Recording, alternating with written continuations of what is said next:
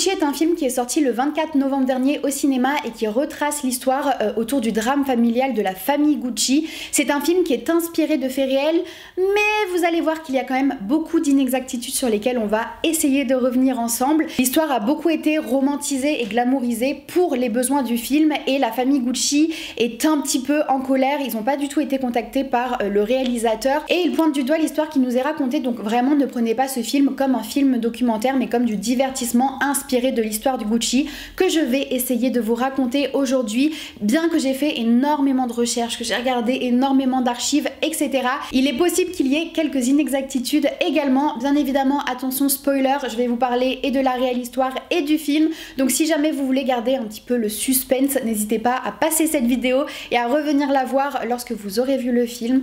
Donc voici la réelle histoire derrière House of Gucci et accrochez-vous parce que vous n'êtes pas prêts.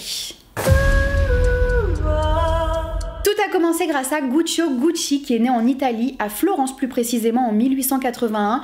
Il vient d'une famille sans problème, en réalité on n'en sait pas énormément sur son enfance et c'est à 16 ans en 1897 qu'il décide de partir à Londres et qu'il devient maître d'hôtel à l'hôtel Savoie. C'est à ce moment-là qu'il va découvrir la haute bourgeoisie, qu'il va développer une certaine passion pour la bagagerie de luxe et il va pouvoir y travailler durant quelques années et il va même avoir l'occasion de faire le tour de l'Europe et finalement quelques années plus tard il rentre à Florence pour voir sa famille en vacances et à ce moment là il tombe amoureux d'une femme avec qui il va avoir des enfants et inspiré de ses précédentes expériences il décide lui-même d'ouvrir son propre magasin de bagagerie en cuir de luxe avec des accessoires équestres et donc vous l'avez compris en 1921 c'est la naissance de Gucci. A noter qu'au départ il ne s'agit pas de ses propres créations mais de la revente de produits de fournisseurs européens qu'il a rencontrés auparavant, mais son entreprise rencontre son petit succès notamment auprès des riches vacanciers et il va pouvoir donc développer sa marque, ouvrir ses propres ateliers, ses enfants vont intégrer l'entreprise familiale et ils vont ouvrir plusieurs boutiques Gucci en Italie, donc vous l'avez compris, tout roule. Petit point culture mode au passage, durant la Seconde Guerre mondiale il y a eu une pénurie de cuir qui a donc mis à mal l'entreprise Gucci, mais Guccio Gucci va innover, il va un petit peu se creuser la tête et il va décider de miser sur de nouvelles matières comme du chanvre, la toile diamantée ou encore du bambou qu'on retrouve toujours sur l'iconique sac bambou. Donc finalement c'était un petit mal pour un bien. Guccio Gucci avait plusieurs enfants qui ont donc hérité de l'entreprise familiale, dont Aldo représenté dans le film et joué par Al Pacino, Rodolfo joué par Jeremy Irons, mais ce n'est pas tout puisqu'il y avait également Vasco qui s'est quand même pas mal investi dans l'entreprise familiale mais qui est décédé prématurément d'un cancer et qui n'est donc pas représenté dans le film. Et il avait également une fille, Grimalda, qui a naturellement été écartée de l'entreprise familiale car étant une femme, Guccio Gucci l'estimait inapte à gérer l'entreprise. Donc comme l'a résumé le film, au final Aldo a eu 50% de l'entreprise et Rodolfo a eu les autres 50%. Dans le film, Aldo et Rodolfo, les deux frères, ont l'air plutôt proches alors qu'en réalité ils étaient plutôt rivaux. Leur père Guccio Gucci les mettait beaucoup en compétition, soi-disant pour obtenir le meilleur d'eux, donc leur relation n'était pas spécialement bonne, mais il n'empêche que leur relation conflictuelle n'était pas un frein pour l'entreprise. Au contraire, même à la mort de leur père, plus rien ne les arrête pour réaliser de plus gros objectifs et grâce à Aldo particulièrement, Gucci va prendre une entreprise internationale et la marque va avoir énormément de succès. Les plus grandes célébrités vont porter la marque et les pièces iconiques vont s'enchaîner. Rodolfo a créé le fameux foulard Flora pour Grace Kelly, on a les mocassins à morse, les rayures rouges et vertes, le sac Jackie, le logo WG, ils vont même créer une ligne de montres, d'accessoires ou même encore de parfums. Clairement les deux frères mènent la grande vie, ils investissent dans des biens immobiliers, dans des yachts, dans des œuvres d'art, ils côtoient la haute bourgeoisie et côté perso ils vont tous les deux se marier et tous les deux avoir des enfants. D'ailleurs essayons de faire un peu l'arbre généalogique pour que vous compreniez au mieux. Aldo a eu 3 enfants dont Paolo Gucci joué dans le film par Jared Leto qui s'est particulièrement investi dans l'entreprise familiale et Rodolfo quant à lui n'a eu qu'un seul fils unique qui n'est autre que Maurizio Gucci qui est finalement le personnage principal, le personnage clé de House of Gucci. Maurizio est plutôt décrit comme quelqu'un de timide et de discret, il ne s'investit pas spécialement dans l'affaire familiale, d'ailleurs personne ne mise vraiment sur lui. Lui de son côté il veut devenir avocat, il trace sa route et c'est à 22 ans lors d'une soirée qu'il rencontre la fameuse Patrizia Reggiani pour qui il a un coup de foudre immédiat. Lorsqu'il la rencontre il trouve qu'elle a des airs d'Elizabeth Taylor et il lui en fallait pas plus pour tomber sous son charme et c'est donc le début d'House of Gucci. Mais qui est donc Patrizia Reggiani? On veut en savoir plus. Au nom du Père, du Fils et de la maison Gucci. C'est une femme qui est très exubérante et sulfureuse, mais qui à la base vient d'une famille très modeste, puisqu'elle vivait seule avec sa mère qui était serveuse avant qu'elle rencontre son beau-père qui lui a fait fortune dans les transports routiers, et son beau-père l'a reconnue à l'âge de 12 ans environ. Il aimait beaucoup Patrizia, il l'a considérée comme sa fille, il l'a donc couverte de cadeaux, il répondait à tous ses désirs, et c'est donc grâce à lui qu'elle a pu côtoyer le milieu mondain milanais, bien qu'en réalité elle n'était pas réellement intégrée à ce milieu, et c'était une grande source de frustration pour elle. Elle qui rêve de mener la grande vie, voilà, c'était un petit problème, et c'est pour ça que sa rencontre avec Maurizio est considérée comme une aubaine. Petit point mode au passage, dans la scène où elle rencontre Maurizio dans le film, elle porte une robe de la marque Domune qui est inspirée d'une robe Chanel portée par Patrizia Reggiani dans la réalité. Et sachez que Lady Gaga a elle-même fourni quelques pièces de son dressing. Elle a fait pas moins de 60 heures d'essayage et a porté 70 tenues différentes. Il me semble que le personnage de Patrizia est plutôt représentatif des portraits qu'on tirait d'elle à l'époque. Il y a une certaine ambiguïté autour de son personnage qui est bien représentée dans le film d'après moi.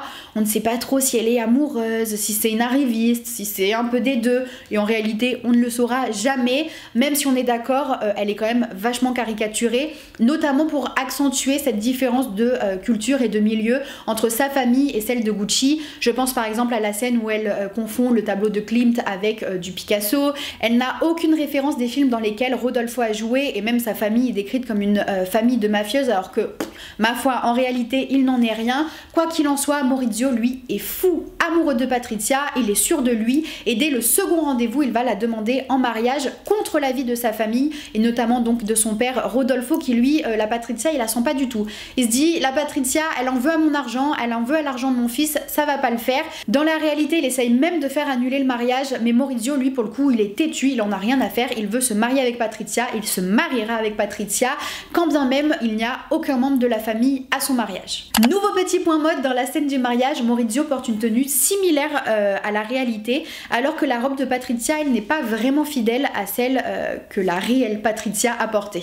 À ce moment là, Maurizio Gucci est sans sa famille, sans travail et sans argent, et il va donc réellement travailler pour l'entreprise de son beau-père dans le transport routier. Il construit sa petite vie avec Patrizia et ils ont ensemble 2 enfants, contrairement à ce qui est montré dans le film, je suppose pour pas qu'il y ait trop de personnages. Ils ont bien Alessandra, mais ils ont également Allegra. Et avec tout ça, on se demande quand même comment Patrizia va réussir à intégrer la famille et à devenir une réelle Gucci. C'était un nom si doux à l'oreille, si séduisant.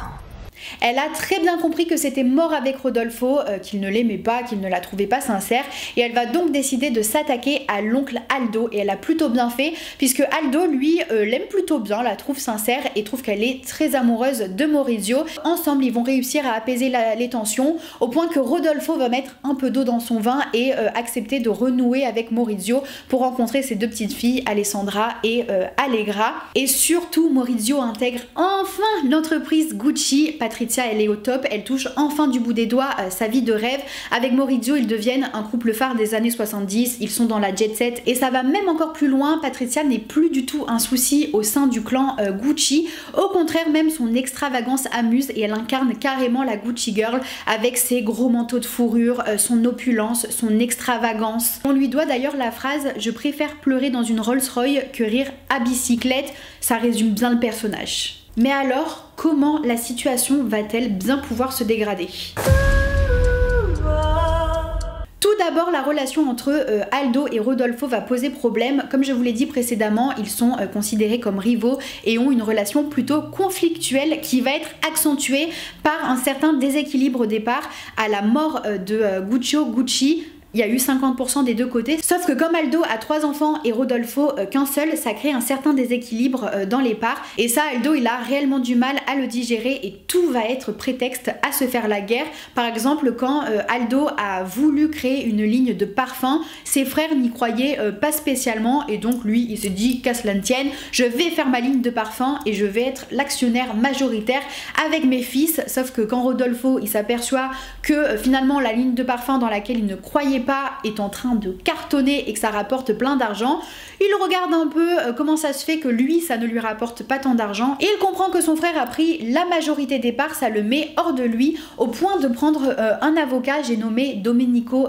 Del Sol, qu'on voit dans le film et qui a son rôle à jouer quand même dans l'entreprise Gucci, et grâce à tout ça la situation s'arrange, Aldo accepte de rééquilibrer les parts de cette ligne de parfum. Autre élément perturbateur et pas des moindres, il s'agit de Paolo Gucci qui est donc pour rappel le fils de Aldo. Dans le film il est représenté comme un idiot, un bon à rien, un moins que rien, quelqu'un à qui on ne laisse pas du tout sa chance, alors que la réalité est quand même différente. C'est un personnage qui avait l'air certes assez loufoque, il avait un style à contre-courant, son passe-temps favori c'était l'élevage de pigeons par exemple, mais il avait tout de même sa place dans l'entreprise, il était designer en chef, il a travaillé sur beaucoup de collections, notamment une collection sportwear qui a eu pas mal de succès, on dit qu'il a également travaillé à inventer le logo double G, donc vous voyez il était quand même intégré dans l'entreprise et il savait faire quelque chose de ses 10 doigts. C'est quand même vachement différent de ce qui est montré dans le film, par contre il est vrai qu'il avait une relation assez conflictuelle avec et son père et son oncle Rodolfo, avec qui il travaillait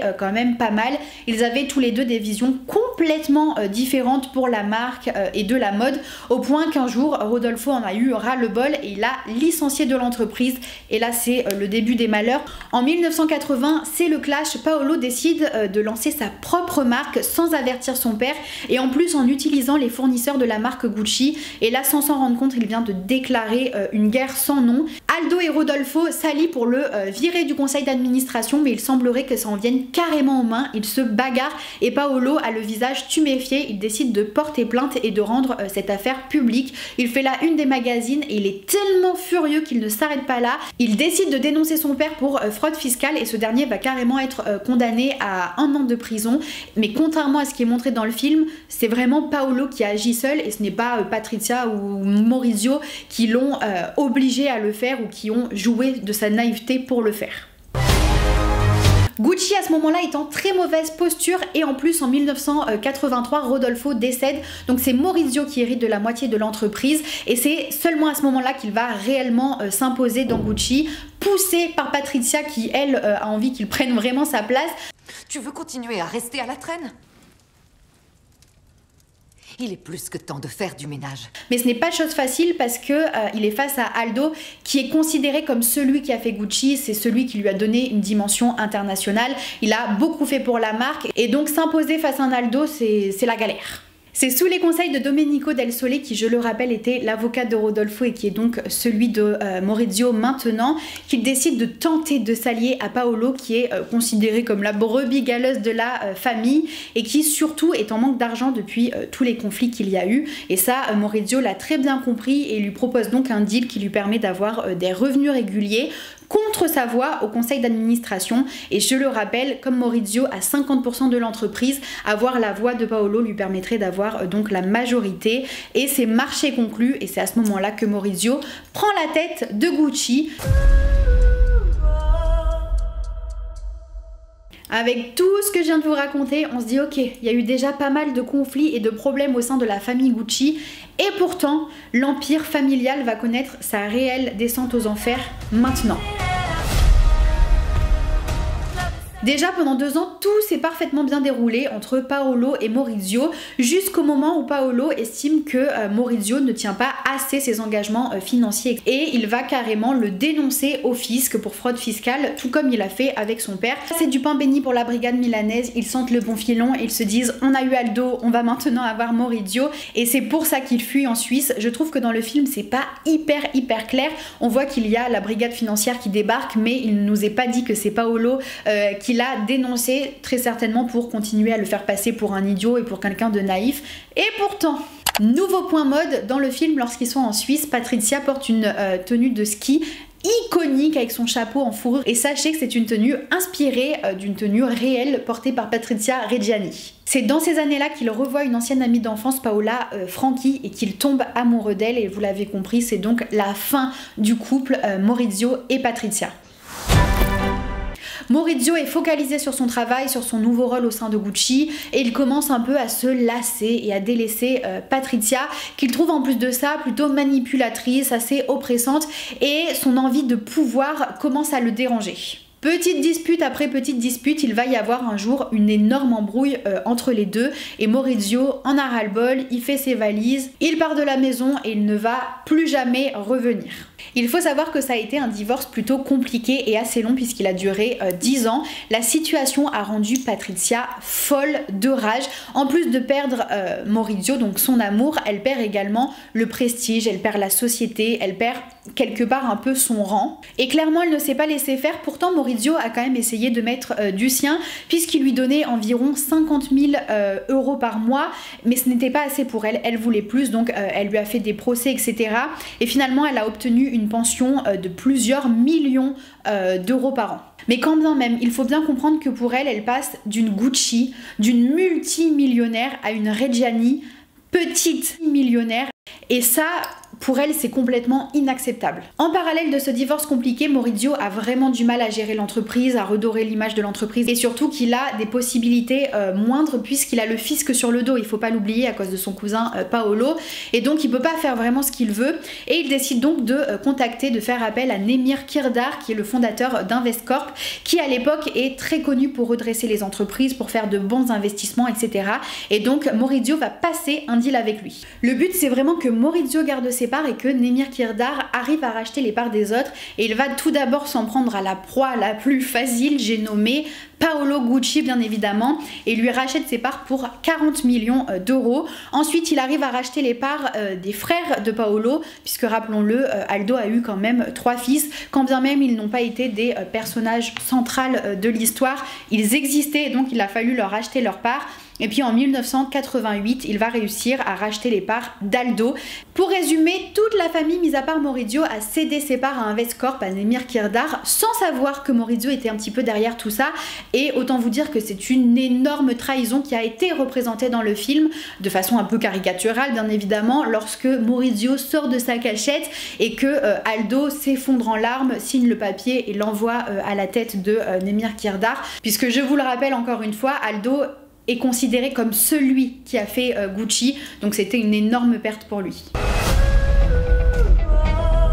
Pour parler un petit peu plus mode, je voulais vous parler de l'ère Dawn Mello et Tom Ford, quand bien même ça n'a pas été très bien représenté dans le film. Je pense que c'est important dans la construction de l'histoire Gucci, puisque Maurizio à l'époque arrive à embaucher Dawn Mello qui est considérée comme une énorme personnalité mode à l'époque à New York, et c'est donc considéré comme un coup de génie qu'il arrive à l'embaucher chez Gucci, et c'est grâce à elle et grâce à ses contacts que Tom Ford va rejoindre également l'équipe créative de Gucci et que ça va finalement donner un second souffle à la marque. Et petit point culture mode, le premier défilé de Tom Ford a été représenté dans le film mais n'est pas tout à fait exact, ce n'est qu'un petit détail, mais par exemple les strings Gucci qui sont devenus vraiment iconiques ne sont pas apparus dès le premier défilé en 1994 mais sont apparus 2 ans plus tard en 1996. C'est pas très grave et dans le film je pense que ça sert à montrer que Tom Ford a vraiment donné un second souffle à la marque et a inventé le porn chic chez Gucci, mais voilà, je voulais quand même vous le mentionner. Grâce à Investcorp, Dawn Mello ou encore Tom Ford, Gucci reprend son positionnement mode et pourtant Maurizio ne sait toujours pas gérer l'entreprise, il flambe son argent, il s'embrouille avec Domenico Del Sole et donc Nemir Kirdar le convainc de revendre ses parts à Investcorp et c'est chose faite, la transaction est de 140 millions et Gucci n'appartient définitivement plus à la famille Gucci. Comme je vous l'ai dit précédemment, mais pour vous remettre un petit peu dans le contexte, Patrizia est dans une rage folle. Déjà, il y a la jalousie amoureuse. Elle a divorcé de Maurizio, elle n'est plus Madame Gucci, mais en plus, une nouvelle femme est en passe de devenir la nouvelle Madame Gucci, et ça l'a vraiment au travers de la gorge. Io l'ho saputo e ho detto ma che bastardo.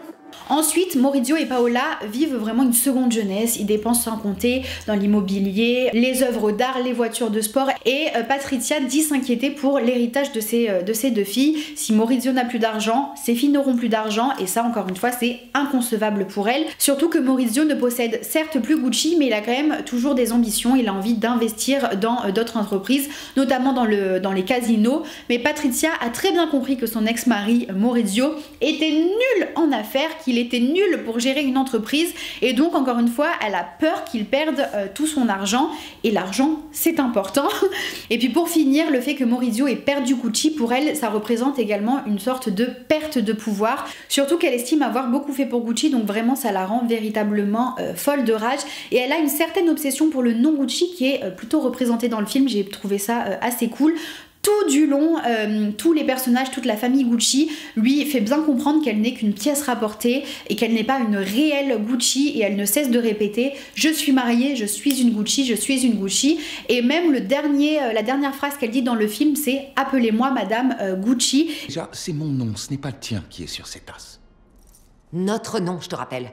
Mon ange. Et c'est plutôt révélateur de son personnage, puisque même dans la réalité, elle tient à ce nom. Lors de son procès, elle refusait de signer Reggiani, elle voulait signer Gucci, et même maintenant, en interview, etc., elle estime qu'on doit l'appeler Madame Gucci. Quindi io non sono più legittimata a portare il nome Gucci. Però io lo continuo a portare. Elle estime être une Gucci et donc perdre ce statut de Lady Gucci, qui était un peu son surnom, est vraiment un sacrilège. D'ailleurs, elle dit dans la réalité, c'était absurde, un vrai échec, j'étais remplie de rage, il n'aurait pas dû me faire ça, comme s'il lui avait fait quelque chose personnellement alors que lui-même a perdu son entreprise. Et elle dit également, je suis sûrement la plus Gucci de la famille, et c'est important de le comprendre parce que c'est vraiment ce qui va la faire vriller. Elle va laisser par exemple des messages de haine sur le répondeur de Paola et Maurizio, et elle va aller jusqu'à se renseigner sur les risques qu'elle encourt si elle tue son ex-mari auprès d'un avocat, et surtout elle va crier à qui veut l'entendre qu'elle veut tuer son ex-mari. Elle va même demander à sa gouvernante si son mari, qui est jardinier, veut bien s'occuper de tuer Maurizio. Donc vraiment c'est quelque chose qu'elle dit haut et fort. Bien évidemment personne ne la prenait réellement au sérieux, et d'ailleurs son avocat va même s'en servir lors de son procès en disant que bon, si on a l'intention de réellement tuer quelqu'un, on évite de le crier sur tous les toits, et pourtant elle va mettre en exécution son plan.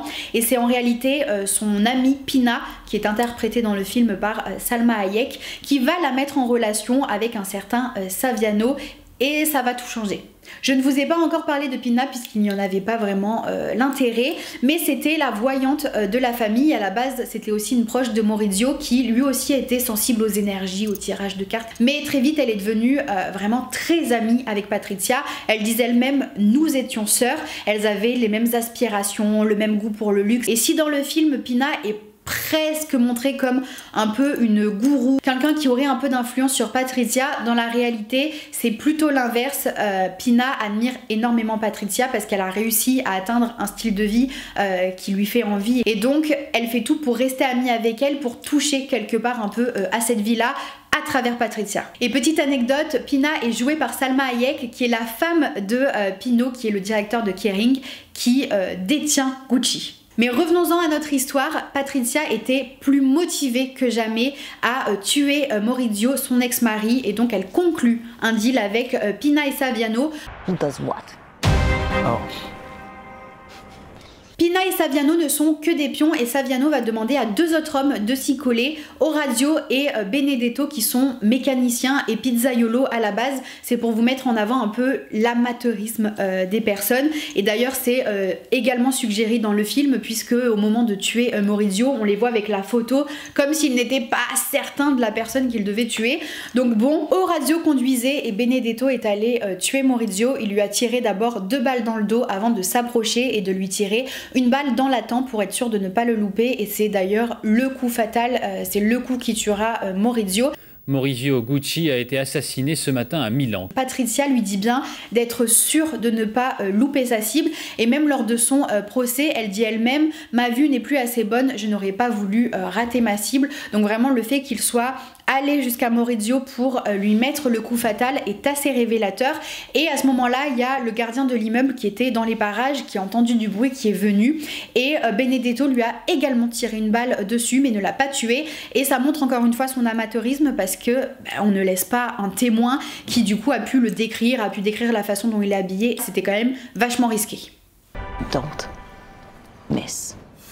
Lors de l'enterrement, dans les images, on voit que Patricia joue la veuve éplorée auprès de ses filles, mais elle est globalement décrite comme contente. D'ailleurs, elle est surnommée la veuve noire dans les journaux, mais surtout, quelques heures seulement après la mort de Maurizio, elle s'est pointée dans l'appartement de Maurizio, qu'il partageait avec Paola d'ailleurs, et elle a foutu la Paola à la porte en lui montrant un avis d'expulsion au nom de ses filles qui étaient les héritières de Maurizio, et puis elle a emménagé, l'air de rien, dans cet appartement, seulement quelques heures après le meurtre, je le rappelle. Je ne me considère pas spécialement comme quelqu'un de très moral, mais je suis juste. L'enquête stagne et c'est seulement 2 ans plus tard que Savioni va faire l'erreur ultime puisqu'il est veilleur de nuit dans un hôtel et il va se vanter qu'il a participé de près ou de loin au meurtre de Maurizio et un client va l'entendre et va tout simplement le dénoncer à la police. Savioni va se retrouver sur écoute et la police va réussir à faire le lien entre lui, Benedetto, Orazio, Pina et Patricia et petit à petit la police va réussir à cumuler les preuves et par exemple on retrouve l'agenda personnel, enfin le journal intime de Patricia où il est écrit Paradiso le jour du meurtre de Maurizio. Voilà, plein de choses cumulées font que l'enquête arrive à terme et c'est le 31 janvier 1997 que Patricia est arrêtée. C'est l'ex-femme du très riche italien qui aurait recruté des tueurs à gages pour éliminer celui qui a été son mari, tout ça pour des questions d'argent. Lors du procès, Patricia n'a jamais réellement reconnu son implication dans le meurtre de Maurizio. Elle reconnaissait le détester, elle reconnaissait y avoir pensé, mais elle a toujours dit qu'elle ne serait jamais passée à l'acte. Et d'ailleurs, elle a même tenté de faire porter le chapeau à Pina en disant qu'elle aurait voulu rendre service à sa meilleure amie pour obtenir son admiration. Et il me semble que c'est la version qu'elle donne toujours. Et même les filles de Patricia et donc de Maurizio ont tenté de dire qu'elle n'était pas elle-même puisque quelques années avant ou quelques mois avant, Patricia a été opérée d'une tumeur au cerveau. Et donc voilà, elles ont essayé de jouer sur ça, mais ça n'a pas marché puisqu'après 6 semaines d'audience, le verdict est tombé. Elle a été reconnue coupable comme commanditaire. Elle a eu 29 ans de réclusion, allégée à 26 ans après avoir fait appel. Le chauffeur Orazio, lui, a pris 29 ans également. Pina a pris 26 ans. Saviano, qui était donc le veilleur de nuit, a pris 25 ans. Et Benedetto, qui je le rappelle est le tueur, a pris perpétuité. Le film s'est plus ou moins arrêté là, il me semble, mais alors qu'en est-il aujourd'hui ? Patricia est aujourd'hui libre, elle a été libérée après 18 ans de prison pour bonne conduite. Elle dit avoir plutôt bien vécu sa peine. D'ailleurs, on lui avait proposé de sortir un petit peu plus tôt après 16 ans de prison et elle avait refusé parce que pour sortir, il lui fallait un travail. Elle disait elle-même, je n'ai jamais travaillé, ce n'est pas maintenant que je vais commencer, donc elle a préféré rester un petit peu plus longtemps en prison et à peine elle est sortie, qu'est-ce qu'elle est allée faire ? Du shopping. Vous l'avez compris, elle garde vraiment une image d'une personne sulfureuse, exubérante, extravagante, un peu matu vue. Elle est toujours habillée de la même façon, elle se trimballe avec son perroquet. Elle donne encore parfois des interviews et surtout elle dit encore très bien puisqu'elle a une sorte de pension Gucci qu'elle avait réussi à signer à l'époque et qui est toujours valable et donc tous les mois elle reçoit de l'argent et puis bien évidemment elle aimerait travailler pour la marque Gucci. Pas sûr que ce soit réalisable. Ces 2 filles, quant à elles, vivent et habitent en Suisse. Par contre, elles ne parlent plus à leur mère, elles ne sont pas en très bons termes. Quant à Aldo et Paolo, ils sont tous les deux décédés dans les années 90. Et aujourd'hui, Gucci est détenu par Kering. C'est Alessandro Michele qui est le directeur artistique de la marque. Et il fait souvent des petites références, des petits clins d'œil à l'histoire de la marque. Je pense notamment à l'hôtel Savoie lors de son défilé pour les 100 ans de la marque, avec également beaucoup d'accessoirisation autour du monde équestre. C'est une marque très prisée, très appréciée. Et petit dernier point mode, la sortie du film House of Gucci a eu un impact très positif sur les ventes de la marque Gucci. Donc voilà, c'est fini pour cette vidéo, j'espère vraiment qu'elle vous a plu et surtout qu'elle vous a appris tout plein de choses. N'hésitez pas à me dire par commentaire si vous avez apprécié le film House of Gucci, si jamais vous êtes allé le voir. Je vous invite à me rejoindre sur Instagram si ce n'est pas encore fait, on parle toujours plus de mode, de tendance, d'actualité, de défilé, de red carpet et j'en passe. Et vous pouvez vous abonner à ma chaîne si ce n'est pas encore fait et que mes vidéos vous plaisent. Sur ce, moi je vous fais plein de gros bisous et je vous dis à très vite pour une prochaine vidéo.